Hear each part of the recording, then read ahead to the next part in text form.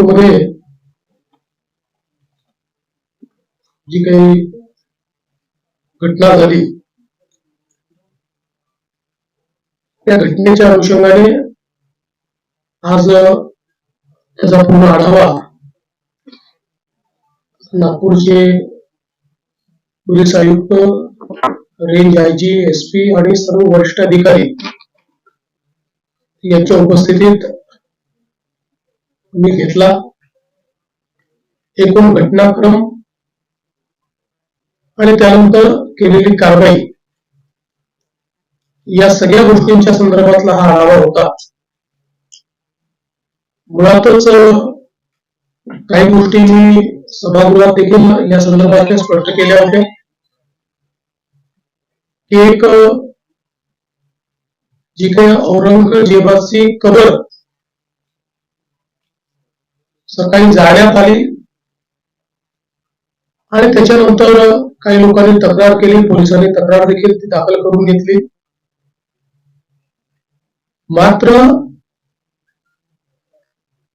या ठिकाणी कबर जाळत असताना उडांच्या आयत लिहिलेली चादर झाली अशा प्रकारचं एक भ्रम तयार करून काही लोकांनी सोशल मीडियाच्या माध्यमातून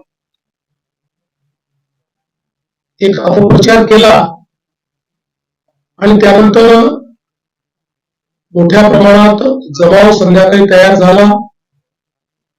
जमावाने तोडफोड केली, दगडफेक केली, गाड्या फोडल्या, लोकांवर हल्ला केला. पोलिसांनी जवळपास 4-5 तासामध्येच या संपूर्ण दंगलीला आवर घातला. त्याकरता अश्रुधुराच्या नळकांड्या असेल किंवा त्या ठिकाणी इतर प्रकारच्या प्रतिबंधात्मक ज्या गोष्टी करण्याची आवश्यकता होती त्या सर्व गोष्टी या पोलिसांनी केल्या. या घटनेचे जेवढे सीसीटीव्ही फुटेजेस अवेलेबल होते किंवा खासगी लोकांनी देखील जे काही आपल्या मोबाईलवर चित्रीकरण केलं ते चित्रीकरण असेल, काही पत्रकारांनी चित्रीकरण पोलिसांपर्यंत दिलेलं आहे. अशा सगळ्या चित्रीकरणामध्ये जे दंगेखोर दिसत आहेत त्यांच्यावर अटक करण्याची कारवाई पोलिसांनी सुरू केली आहे.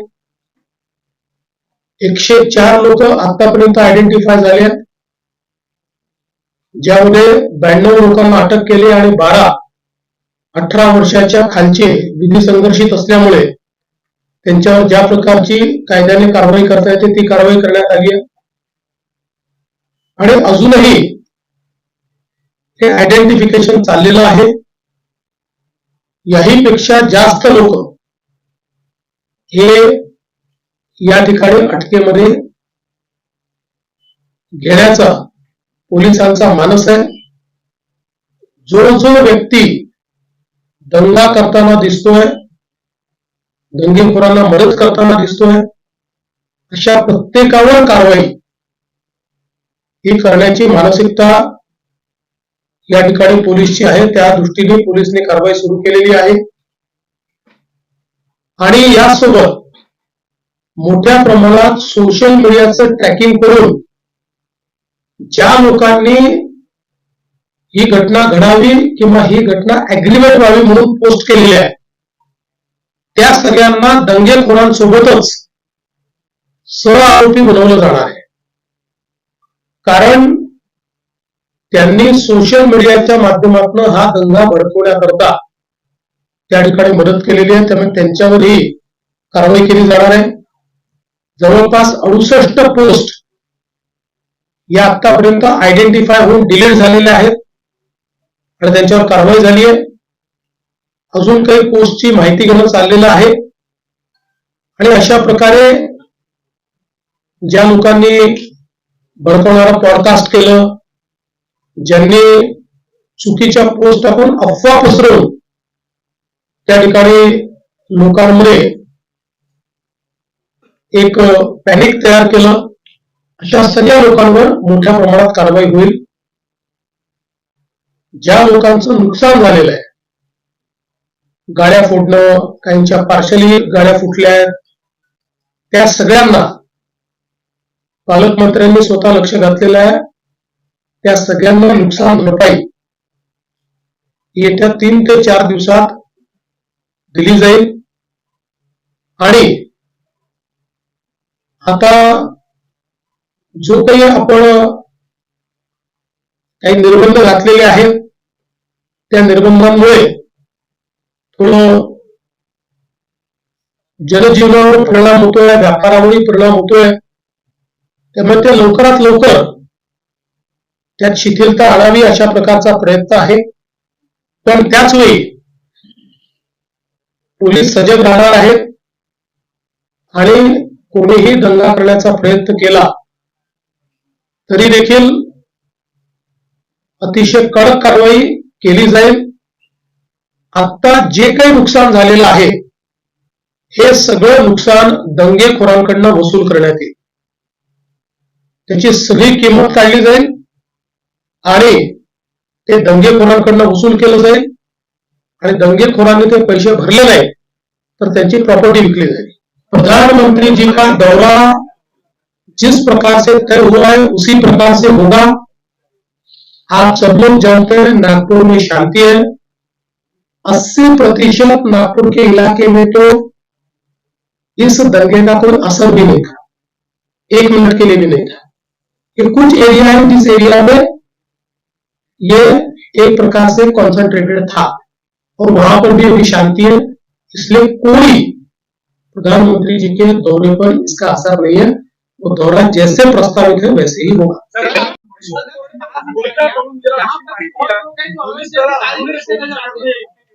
असं आहे,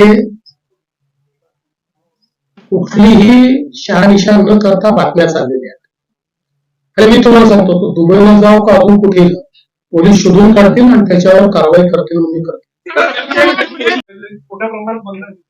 नाही, सगळे सीसीटीव्ही सुरू करतोय आपण. त्याचं आपण त्याला पैसे देखील दिलेले आहेत, त्याची एजन्सी पण नेमलेली आहे. जे बंद आहेत ते सुरू होतील आणि तर नव्याने अजून त्याच्यामध्ये ऍडिशन देखील करतो. आज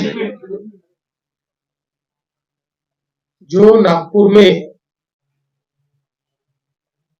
दंगाइयों ने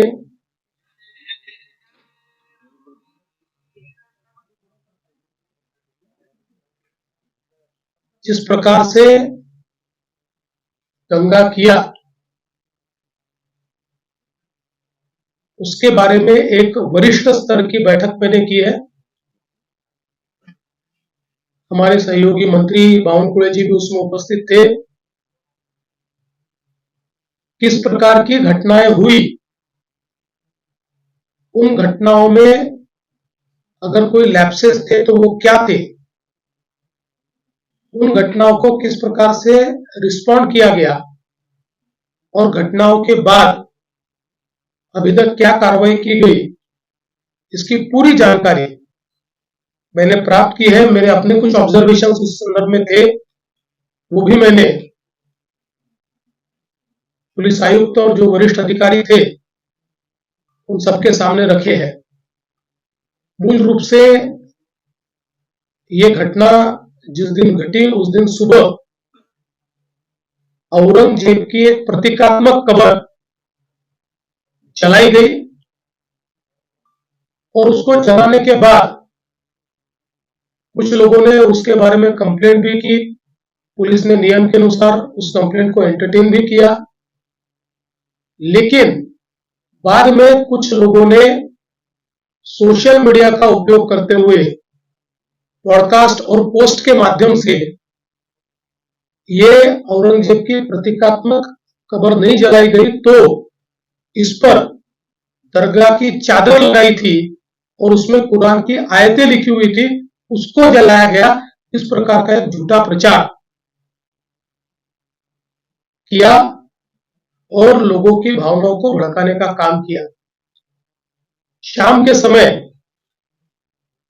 नागपुर के कुछ इलाकों में लोग जमा हुए और दंगइयों ने पत्थरबाजी की, गाड़ियों को तोड़ा, दुकानों पर हमला किया और बड़े पैमाने पर नुकसान करने का काम किया। पुलिस ने भी अच्छी कार्रवाई की। 4 साढ़े 4 5 घंटे में पुलिस ने इस पर पूरा काबू लाया।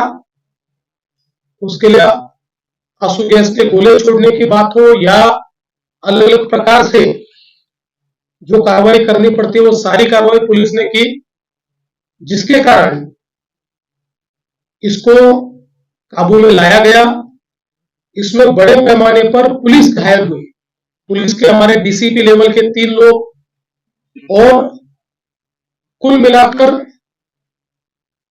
33 पुलिस के लोग और कुछ सिविलियंस और सारे कुल मिलाकर 40 लोग इस प्रकार से इसमें घायल हुए। उसके बाद पुलिस ने इन इलाकों में कर्फ्यू भी लगाया। अभी उस दिन के बाद इन इलाकों में कोई घटना नहीं घटी है, शांति है। लेकिन जो सीसीटीवी फुटेजेस हमारे पास उपलब्ध थे, अलग अलग लोगों ने वीडियोस दिए थे, उन वीडियोस को भी एनालाइज किया गया।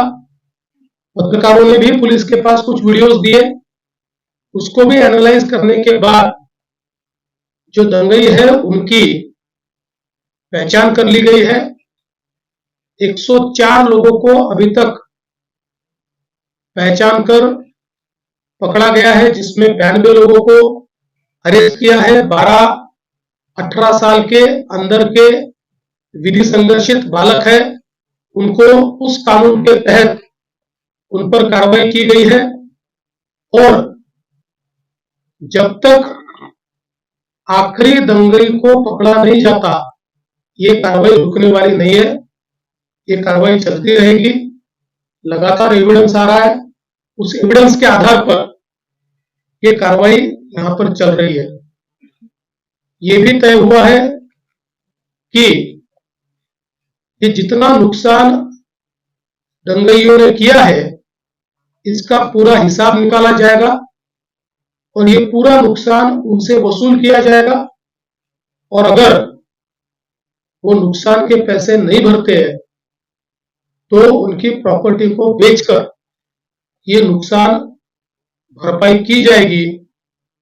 किसी भी हालत में इस प्रकार से किसी को दंगा करके दूसरे को नुकसान पहुंचाने की इजाजत नहीं दी जाएगी।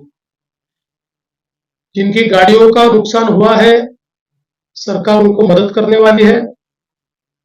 जो भी हमारे नियम है, उन नियमों में बैठाकर हम लोग निश्चित रूप से उनको मदद करेंगे। अगले 7 दिनों में मदद करने की हमारी कोशिश होगी।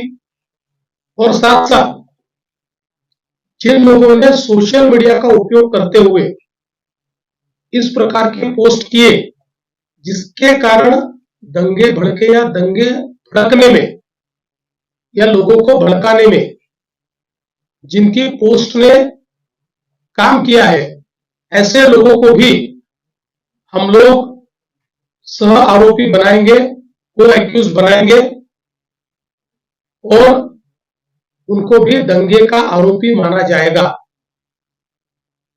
करीब 68 पोस्ट ये अभी तक आइडेंटिफाई करके उसको डिलीट किया गया है। कुछ आइडेंटिफिकेशन अभी भी जारी है। वो आइडेंटिफिकेशन होने के बाद उस पर भी कार्रवाई की जाएगी।